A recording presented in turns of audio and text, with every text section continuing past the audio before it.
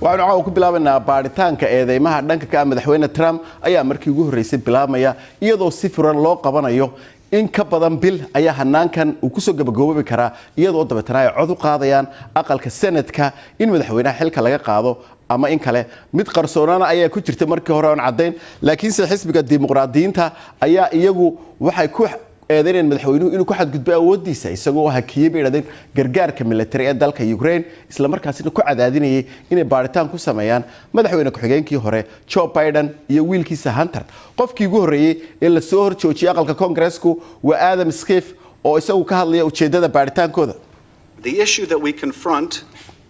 su'aasha lagu eegayo baaritaankan ku aadan xilka qaadista ayaa haddii uu madaxweyne Trump isku dayay inuu ka faa'iideysto nuglaanta Ukraine una ku casuumay in Ukraine ay doorashadeena soo farageliyaan iyo haddii uu Trump u isticmaalay uu ku xiray waxyaabo qaar sida kulamo aqalka cad iyo gargaarka Mareykanka ee Ukraine si ay uga caawiso laba baaritaan oo siyaasadeed oo ka caawinaya doorashooyinka soo socda.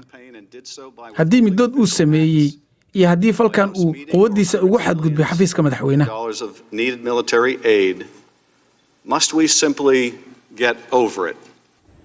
haddaba arrintani sidee bay markeeda horeba ku bilaabantay intee leegtahay se saameynta ay madaxweyne Trump ku yeelan doonto wariyaha BBC da Ismaan Cabdi Xasan ayaa faahfaahinaya. There was no quid pro quo. No quid pro quo. Quid pro quo. That's all you heard. waa saddex eray oo maldahan haddii aad dhabarka iga xagato anna kaaga ayaan xaganayaa. Thank you very much, Mr. President. taasi waa waxa uu madaxweynuhu taagan yahay in lagu eedeeyay oo uu ku cadaadiyay madaxweynaha Ukraine Zelensky inuu baaro kuwa Trump ka horjeeda taasi beddelkeedana uu helayo $100 milyan oo gargaar ah. eedeymahaasina waxay ku riixeen qofka ugu sarreeya dimuqraadiga inay ka gudubto wixii hortaagnaa. waxaan aqalka wakiilada kaga dhawaaqayaa inuu hore u sii dhaqaaqayo baarista gola soo joojinta.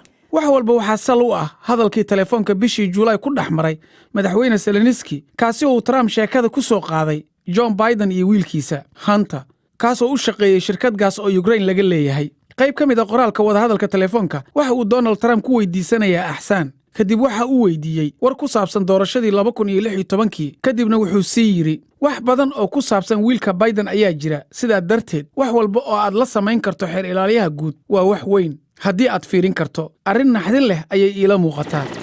toddobaad ka hor wacista aqalka cad waxay hakiyeen gargaarka military madaxweynaha waxa uu ku adkaystay in labada arrin aysan isku xirneen uuna ka shakisan yahay wuxuu ku adkaystay dalabkiisa baarista inkastoo aysan jirin caddayn mug leh oo ka dhanaa qoyska Biden. 2 jeer bay dhacday in madaxweyne Mareykan la soo galo joojiyay in ka badan 230 sano xafiiskana lagama saarin waxayna u eg tahay in Donald Trump aan isna xafiiska laga qaadayn. haddaba waa maxay sababta ay dimuqraadiyiintu u doonayaan dhageysigan waxa uu fursad u siinayaa dadka Mareykanka inay iyagu arkaan markhaatiyaasha la soo bandhigayo oo ay dabeeto go'aan ka gaadhaan waxa kale oo ay fursad u siinaysaa inay arkaan habdhaqanka aan wanaagsanayn ee madaxweynaha.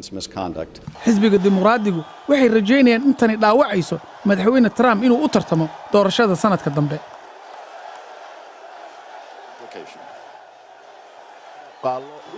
oo muujinaya baaritaanka ka soconaya magaalada Washington ee lagu hayo madaxweynaha Mareykanka kaasoo la xiriira inuu awoodiisa si khaldan u isticmaalay. baaritaankan waa kii ugu horeeyay shacabka loo soo bandhigayo waxaana Trump lagu haystaa inuu isku dayay inuu cadaadis ku saaro Ukraine inay baaritaan ku samayso ninka ay doorashada isku hayaan ee Joe Biden laakiin Trump waxa uu beeniyay inuu wax khalad ah haba yaraatee sameeyay.